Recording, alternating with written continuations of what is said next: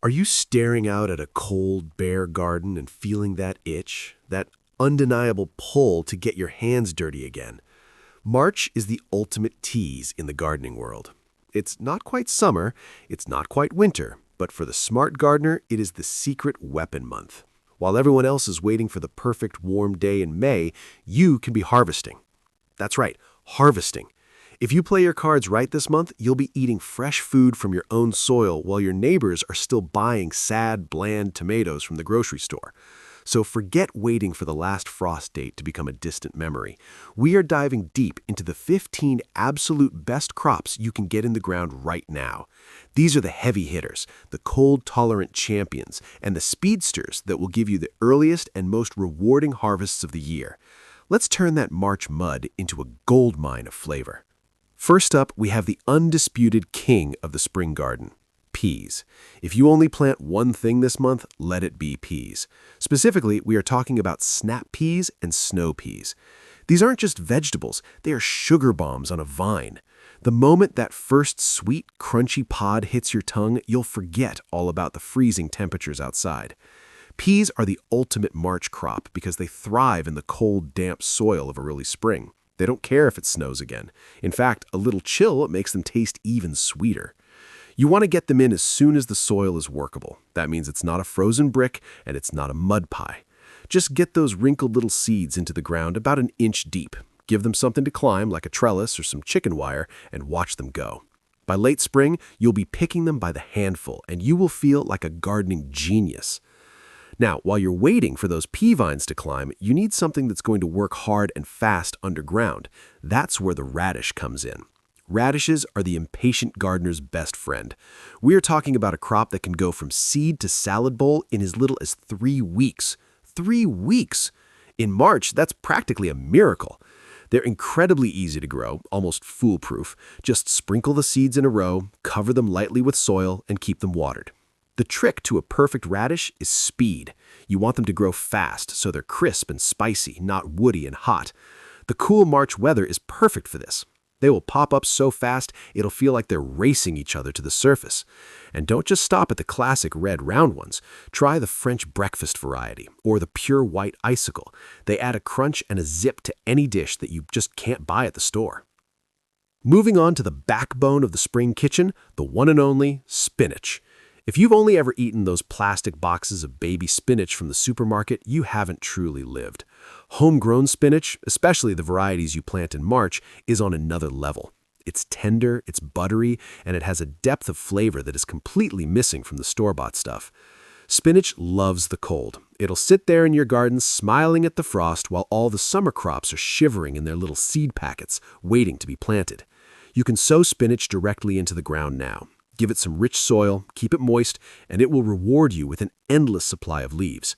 The best part, you can practice what's called cut and come again harvesting. Just snip the outer leaves when they're big enough to eat, and the plant will keep pumping out new growth from the center. It's the gift that keeps on giving right through until the heat of summer finally shuts it down. Speaking of leafy greens, let's talk about lettuce. But not just any lettuce.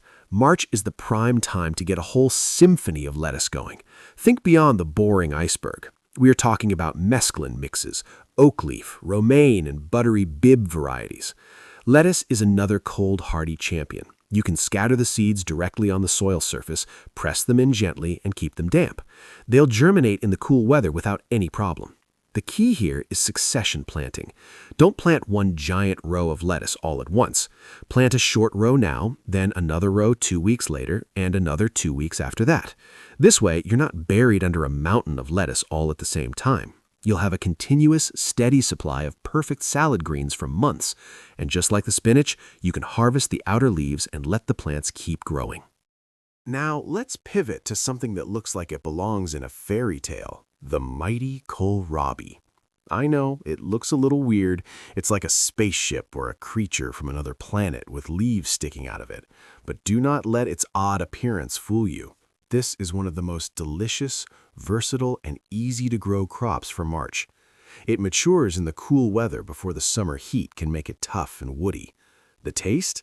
Imagine the heart of a broccoli stem, but sweeter, juicier, with a hint of radish. You can eat it raw, sliced up with a little salt and lemon, or you can roast it, mash it, or throw it into stir-fries. It's a texture and flavor revelation. You plant it just like you would any other seed, about half an inch deep, and thin the seedlings so they have room to form those signature bulbs. By late spring, you'll be pulling up these little green or purple gems and wondering why you haven't been growing them your whole life. If you have a little more patience and you're dreaming of something sweet, let's talk about onions. Not from little seeds, but from what are called sets. These are tiny, immature onion bulbs that are specifically designed for easy planting. March is the perfect time to pop these little guys into the ground. You just push them into the soil, pointy side up, so the tip is just at the surface. That's it. They will settle in, send down roots, and start growing into full-sized onions by midsummer. Plant a mix of red, yellow, and white. Having fresh onions from your own garden completely changes your cooking. And don't forget, you can also harvest some of them early as green onions or scallions. Pull them when the tops are still green and the bulbs are small and tender. It's like getting 2 crops for the price of 1. Next, we have a root vegetable that is sweet, earthy, and spectacular, the carrot. Now, carrots can be a little finicky for some gardeners, but March is the time to get them right. The key is the soil. Carrots need loose, rock-free soil to grow long and straight. If your soil is heavy clay, you might want to grow them in a raised bed or a deep container. But if you have the right conditions, you can sow them directly into the cool March ground. The trick to good germination is to keep the soil consistently moist until the seeds sprout, which can take a couple of weeks. Some gardeners even put a board over the row or cover it with burlap to hold in the moisture, checking daily for signs of life. Once they are up, thin them out so they have room to develop those signature bulbs. By late spring, you'll be pulling up these little green or purple gems and wondering why you haven't been growing them your whole life. Now, let's add some serious color and zing to the garden with beets. People either love beets or they think they hate them, and usually it's because they've only ever had the canned, mushy kind. A fresh, homegrown beet, roasted or even grated raw into a salad is a completely different experience. They're sweet, earthy, and have a wonderful, dense texture. March is the perfect time to sow beet seeds directly into the garden. The seeds are actually clusters of seeds, so you will get multiple seedlings popping up from one spot. You'll need to thin them out, but here's a pro tip. You can eat those thinnings. The tiny beet greens are delicious in salads. Then, as the beets themselves grow, you can harvest the greens again. You get a green vegetable from the top while waiting for the root to mature below. It's an incredibly efficient plant. By early summer, you'll have beautiful, jewel-toned beets ready for roasting, pickling, or whatever you love.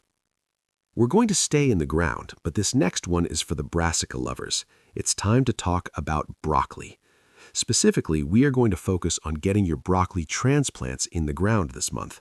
While you can start broccoli from seed indoors, for a March planting, it's often easiest to pick up some young plants from the garden center. Look for stocky, healthy-looking seedlings. Broccoli loves the cool weather of spring.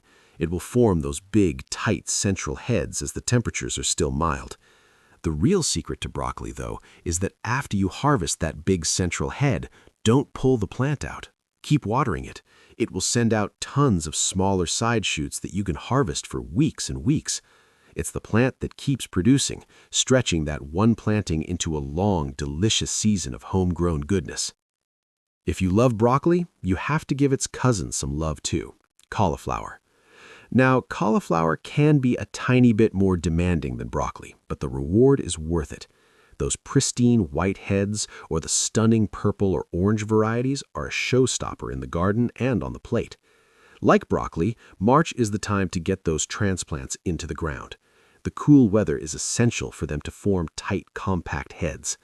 The trick with white cauliflower is something called blanching.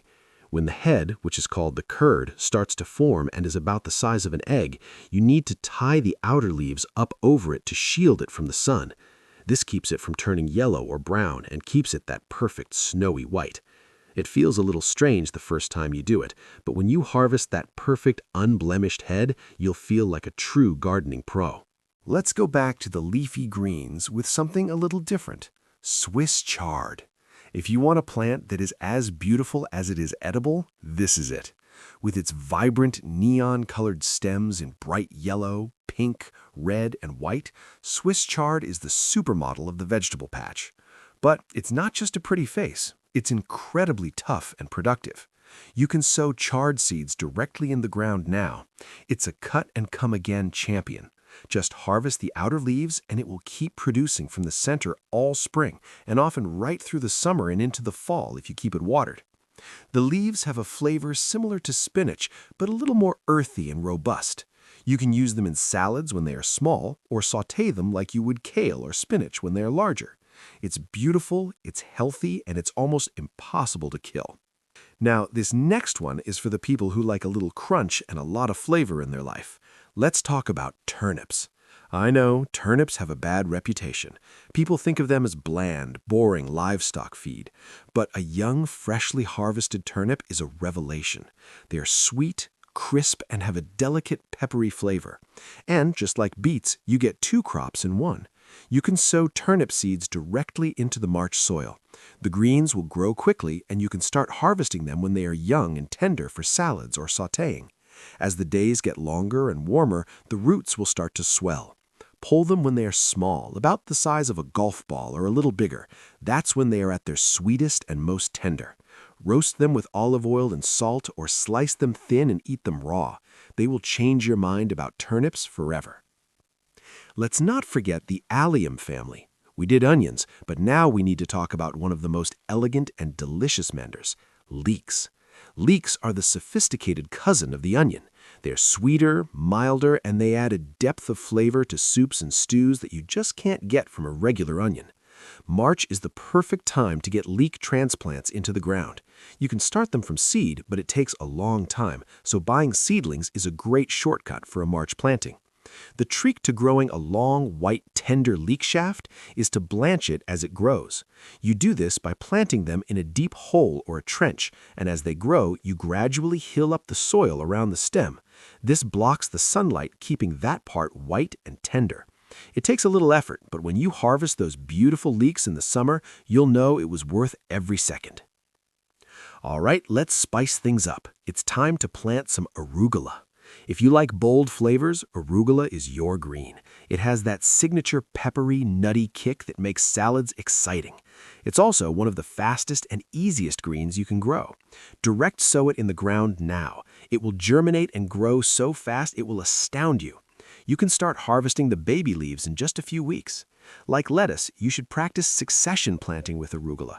Plant a small patch every couple of weeks to ensure you have a steady supply. Because here's the thing, when the weather gets hot, arugula bolts. That means it sends up a flower stalk and the leaves become unbelievably spicy and bitter. By planting in succession through the cool spring, you stay ahead of the heat and keep that perfect spicy flavor. We've talked about a lot of greens and roots, but we need something that brings a different texture and a classic spring flavor. Enter the potato. Yes, you can plant potatoes in March. This is the traditional time to get your seed potatoes in the ground. These aren't the potatoes you buy at the grocery store to eat. They are specially grown, certified disease-free tubers.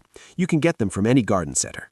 You want to plant them about 4 inches deep with the eyes facing up, and then as the green shoots emerge, you hill them by piling more soil or straw up around the stems. This encourages more potatoes to form along the buried stem and keeps the developing tubers out of the sunlight, which would turn them green and toxic. There is something deeply satisfying about digging up your own potatoes in the summer. It's like a treasure hunt, and the taste of a freshly dug new potato simply boiled with butter and herbs is pure magic. And finally, we come to the last perfect crop from March. This one is a little bit of a cheat, but it's too good to leave out. It's time to plant perennial favorites, asparagus. Now this is a long-term investment. You won't be harvesting asparagus this year, or even next year. You are planting for the future. But if you have a spot in your garden where you can let them be for decades, planting asparagus crowns in March is one of the best things you can do. You dig a deep trench, spread out the roots of the crowns, and cover them with soil. You let the ferns grow all summer, feeding the roots, and you don't harvest a single spear for the first 2 years. But in year 3, oh my, you will be rewarded with a bounty of the most tender, flavorful asparagus you have ever tasted, every single spring for the next 20 or 30 years. It is the ultimate gift to your future self. So, there you have it, 15 incredible crops that are begging to be planted this March. From the lightning-fast radish to the patient, long-term promise of asparagus, your garden is waiting. Don't let this month slip by.